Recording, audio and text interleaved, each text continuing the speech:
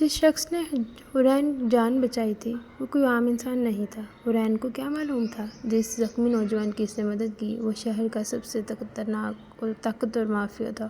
رات بھر حرین کو نیند نہیں آئی، بار بار اسی زخمی انسان کا چہرہ اس کے سامنے آ رہا تھا۔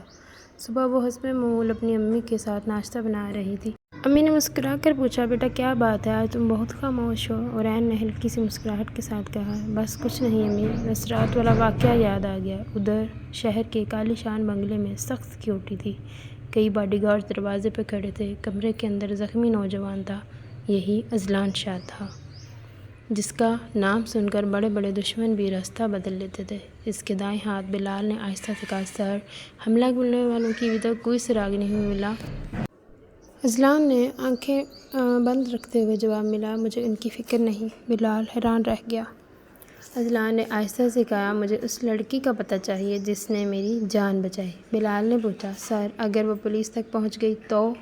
اذلان نے فوراً کہا، وہ ایسی لڑکی نہیں تھی، اس کی آنکھوں میں خوف نہیں۔ دوسری طرف حرین اپنی ماں کی دوائی لینے جا رہی تھی۔ اچانک ایک کالی SUV اس کے قریب آ کر رکی۔ اس کا دل زور زور سے دھڑکنے لگا۔